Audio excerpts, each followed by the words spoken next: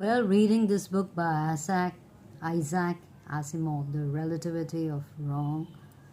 The publishers are Doubleday, New York, 1988. And this is a collection of essays that explores the concept of scientific progress and the nature of right and wrong. And he says that theories are not simply right or wrong, but rather incomplete, with each new discovery building upon and refining previous understanding. So he talks about the degree of wrongness. I mean, throughout the thread is there that he introduces the idea that there are degrees of wrongness, and he uses the example of a child spelling sugar in different ways. See for yourself. And then he talks about the context of theories. He argues that theories are not absolute but rather context dependent, and what may seem wrong in one context can be useful approximation in another, which is really interesting. And he also talks about this absolute relativism.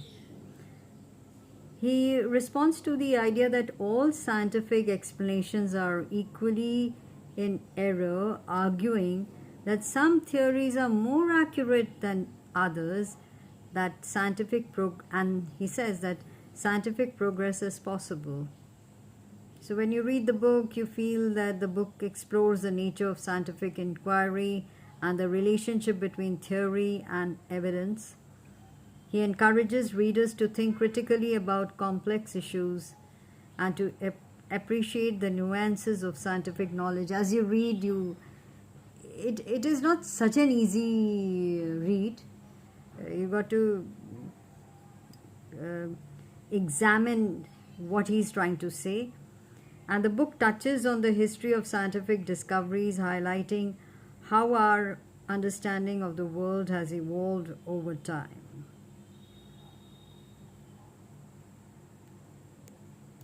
So his writing style is characterized by clarity, simplicity, and a direct narrative approach.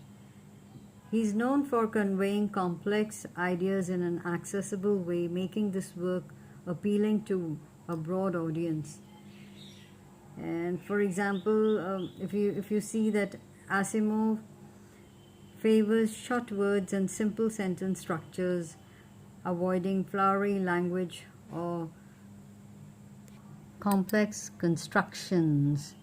And this straightforward approach enables readers to grasp intricate concepts without getting bogged down in unnecessary complexity. I mean, before I go on, let me just go through these contents. And part one is isotopes and elements. And here you have the second lightest labels on the molecules, the construction of pi, the enemy within, the light bringer, beginning with bone. Then we have the book 2, in which he talks about the solar system, the moon and we, the unmentionable planet, the incredible shrinking planet, the minor objects. Read for yourself. Very interesting. Part 3 is beyond the solar system, new stars, brightening stars, super exploding stars, the dead end middle, opposite, sail on, sail on. And then part 4 is something extra. And then 17th chapter is the relativity of wrong. So I'm going to read a little from introduction, my favorite writing. He says, I've been writing these essays at the rate of one a month for 30 years. I loved doing it at the start, and my love has not diminished with the decades. I still find myself scarcely able to wait for a month to pass so that I can write another. One thing, I am given full liberty of choice by the magazine of fantasy and science fiction, which has published my essays in every issue without fail since November 1958, and by Doubleday, which has been putting out collections of essays in hardcover since 1962. I'm allowed to write on any subject and present it in any way I choose. Although these are science essays, I even occasionally write an essay on a non scientific subject if I wish, and no one objects. Furthermore, there is no danger of my ever running out of subjects. Science is as broad as the universe and it refines itself year by year as knowledge advances.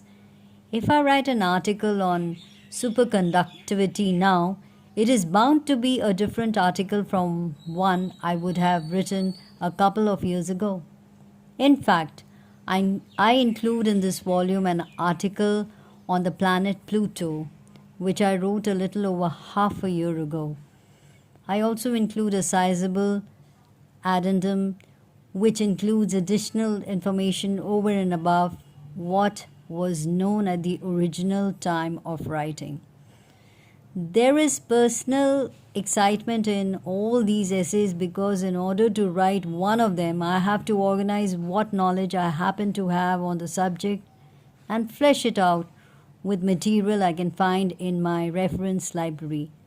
In short, I educate myself and invariably know more about my subject I deal with after the essay is written than I had known beforehand. And self education is a continuing source of pleasure to me. For the more I know, the fuller my life is, and the better I appreciate my own existence. Even when my self education falls short and I end up getting something wrong, either through carelessness or through ignorance, my readership is such that I invariably get letters telling me of my error, always polite and sometimes even hesitant, as though the reader can't really believe I'm wrong. That sort of education is welcome too. I may blush, but learning is worth it. And he writes, and more than that is the feeling I get that those who read my essays sometimes come to understand something they did not know before. I get a considerable number of letters telling me so. This is wonderful too, for if I wrote only to make money, the entire effort would be merely a transaction that enabled me to pay my rent and buy food and clothing for the family. If, in addition, I'm useful to my readers, if I help them enlarge their lives, then I have reason to live for something better than merely fulfilling the instinct of self-preservation. Besides, let's compare science with certain other human interests, professional sporting events, for instance. Commenting on sports, he says, sports stir the blood, excite the mind, create enthusiasm. In some respects, they channel competition between the different portions of humanity into relatively harmless courses. Yes, there are riots after soccer games, for instance, that leads to bloodshed, but all the riots together don't equal the carnage of a minor battle. And in the United States, at least, baseball, football, and basketball go their way with nothing worse than an occasional fist fight in the stands. I wouldn't want sports to disappear, especially baseball, which is my own special mania, for the disappearance would leave life grayer and deprive us of a great deal that may be insubstantial, but that seems vital. And yet, we could, in a pinch, live without sports. Now, compare this with science. Talking about science, he says, now compare this with science. Science, rightly used, can solve our problems and do us good, as no other instrument of humanity can. It was the coming of the machine that made human slavery totally uneconomic and abolished it, when all the moral preaching of the well-meaning individuals accomplished nothing, little. It is the coming of the robot that may lift from the mind of humanity all the dull, repetitious jobs that stultify and destroy the human mentality. It was the coming of the jet plane and radio and television and record player that could bring to even the most ordinary of human beings the sights and sounds of human achievements in the architecture and the fine arts, and in earlier ages were available only which in earlier ages were available only to the aristocrats and the wealthy, and so on. On the other hand, science wrongly used can add to our problems. So he talks about chemical pollution and the nuclear war, destruction of forests and lakes by acid rains, and so on. How important science is then when it brings to us life and progress in one hand and destruction and death in the other. Who is to choose how to use science? Are we to leave the choice with our own future in the hands of some elite? Or shall we participate in it? Surely, if democracy has any meaning, if the American dream has any significance, we should decide that our fate should rest, to a degree at least, in our own hands.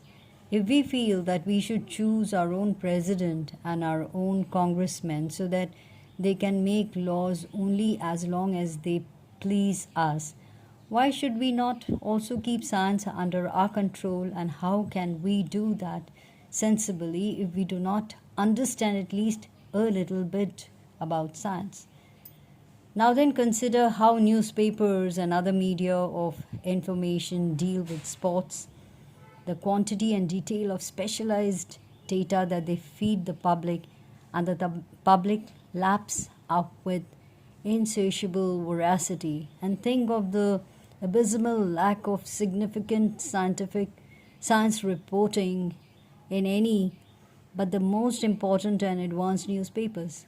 Think of the numerous columns on astrology and the dearth of information on astronomy. Think of the detailed and enthusiastic stories on UFOs and spoon bending, and the passing reference to the latest findings concerning the ozone, the former being outright charlatanary. What is charlatanary? One making showy pretense to knowledge and ability. That's charlatanary.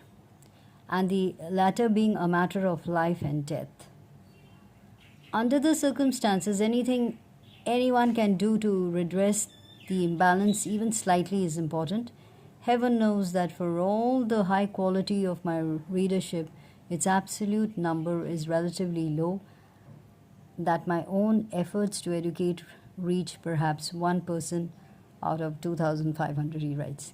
However, I continue to try, and I continue indefatigably to reach out. That's no way I can single-handedly save the world, or perhaps even make a perceptible difference. He writes, but how ashamed I would be to let a day pass without making one more effort. I have to make my life worthwhile to myself, if to no one else. And writing these essays is one of the chief ways in which I accomplish the task. And he's done a great job, believe me. So this is written something about the author, born in Petrovich, Russia in 1920. Isaac Asimov emigrated to New York with his parents in 1923. So he began writing science fiction at the age of 11 and had his first short story published in 1938. So his first book-length work of science fiction, Pebble in the Sky, was published by Doubleday in 1950, and he soon branched out into non-fiction as well. So not content with specializing in his first field of expertise, the sciences, Dr. Asimov has proved a successful essayist, mystery writer, editor, journalist, biographer, humorist, and all-around exponent of the written world. Happiest working in the seclusion of his two-room office, lined with more than 2,000 books, Asimov lives in Manhattan with his wife, writer Janet O. Jepson. I picked this up from the American Library. Sure is a great read. He dedicates this to my brother Stan Asimov, with whom I have never exchanged a crossword. So go ahead and read this. It's a lovely book.